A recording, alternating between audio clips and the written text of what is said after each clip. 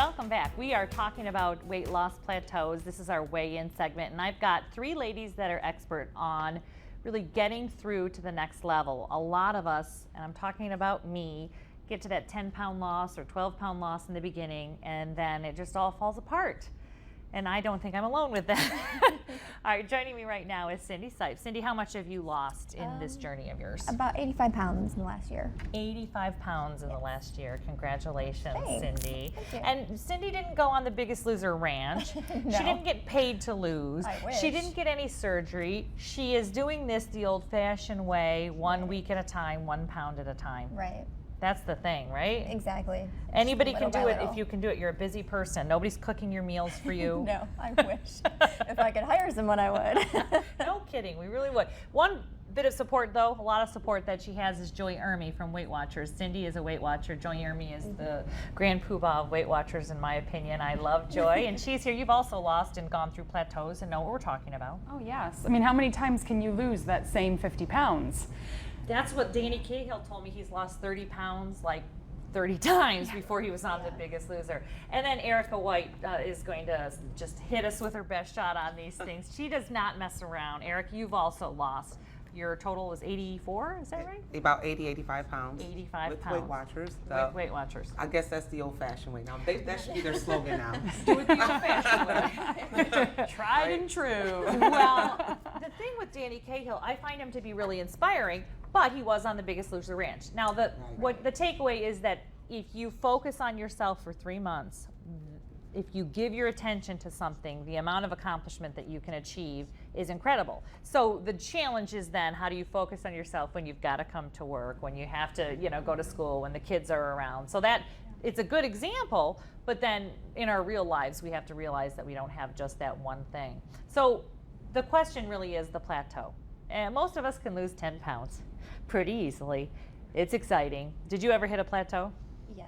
How a many couple times? times. Like, talk about what does it Many make you feel times.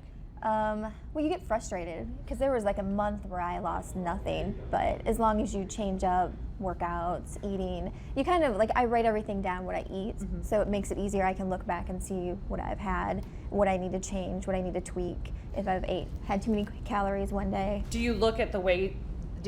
I found it good to look at a week that I had lost. Right. What did I do that week? Is that Right. something that you Right. do? Right. What did I do right? And then I will do it again. Try to replicate it. Right. Exactly. So you hit plateaus a couple of times, Yes. but doesn't it make you want to quit? It makes me want to quit. It did, but I've lost weight before, and then I went back because I would hit a plateau, and then I would just gain it all back because I was like, it's too hard. But this time I was not doing it, so. You were just going to get through it. Right, like, no matter what. And that's what you were saying, is that it's about not believing that 1 week is the week. Yeah. Wait, the motivation. See, at the ranch, that's what you get. Right. Jillian is Right. screaming at Yes. you. And if somebody yelled at me, I could probably do just about anything. And then you say these motivating factors that are internal inside of you. Like, you have to remember, okay, why? Why did I want to lose this weight in the first place? Did I want to get healthier? Did my doctor say it? Did I want to keep up with my kids? Did I want to look good Right. to fit in that dress or whatever? But remind yourself of that. And she said it perfectly. When you hit what you believe is a plateau, you have to ask yourself, is it a weight loss plateau or is it a motivation plateau? And most of the time, it's a motivation plateau where it's like, you know what, I need to kick myself back into gear, remind myself why I'm here, and then change it up. Right. Variety, it's the spice of life. I mean, you get a new cookbook, try out a new workout, do something Right. different. What was your motivation, Erica, when you went, I'm going to change my life? Because Danny Cahill says to me, it was that before I got on the ranch, my goal was not, he said, number one, my goal was to be the biggest loser. I mean, he really manifested his idea in life. I'm going to do this. But then he said, I had a bigger goal in mind, my kids, my wife, my life. And every day I would think of the bigger goal, not just some number on the scale.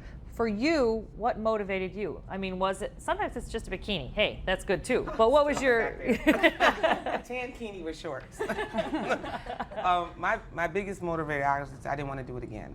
That was it. I agree with all that Joy said, and that mine was, I was like, it was so hard to go from 240 pounds to 220, and then I plateaued. And then I got to 220, to 201 and I plateaued, and then I got to 190 and I I mean, it seemed like this is the thing is that is just very disheartening, is the heavier you are, the more you lose. But as soon as your body is so much smarter than you, as soon as it figures out that you have this plan against it, it's working at the same time to get you to fail. And so you have to, the one thing Joy was saying, I agree with you, you got to constantly be changing that. One of the things that I think people make a mistake is, people are very proud to be on those ellipticals and those treadmills for an hour. I mean, it's like a badge of honor. I can do this for an hour. And what level are you on? You're on level 2? Right. Okay. You're on the chewing gum, reading a magazine level. Me? Right. This is why. And so to put it back, I tell people you shouldn't stay, and this is my own way I learned, you shouldn't be on the machine longer than half an hour. If you're on there longer than half an hour. I just love that. Do not be on a machine for more than a half hour. Look at me. Do not be on a machine for more than a half hour.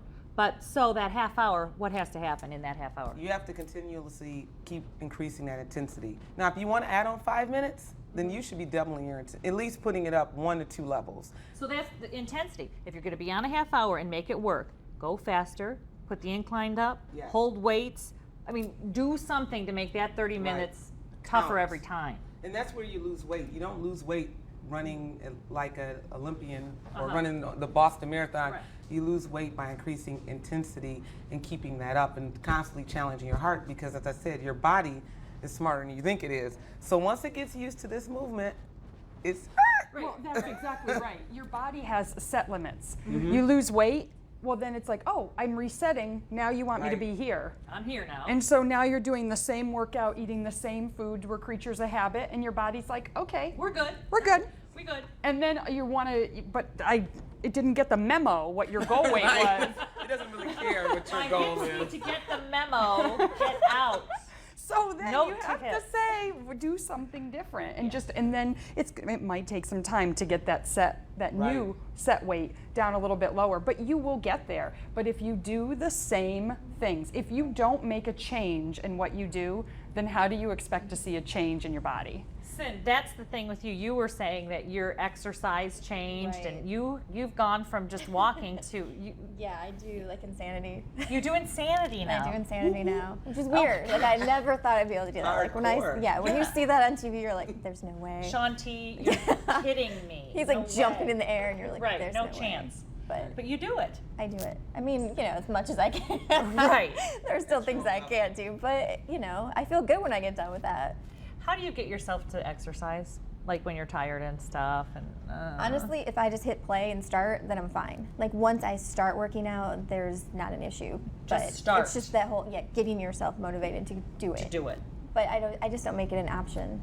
I just do It's it. part of your day. Right. Like it's part of my showering schedule. is not an And option. I enjoy it. Like I actually do enjoy working out now. Just like I enjoy showering. We enjoy when you shower as well, Cindy. Thanks. So you basically, though, it's not an option. It's part of your Right. day. It's not Right. negotiable. It's the thing you do.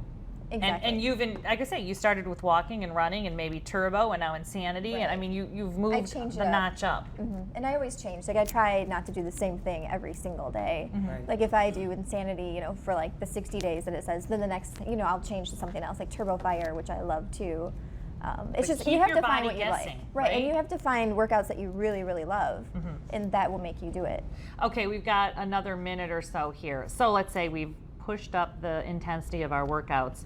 What's one dietary change that you would do if you were on a plateau, Erica? Plateau, definitely, and it sounds like oxymoron. Eat.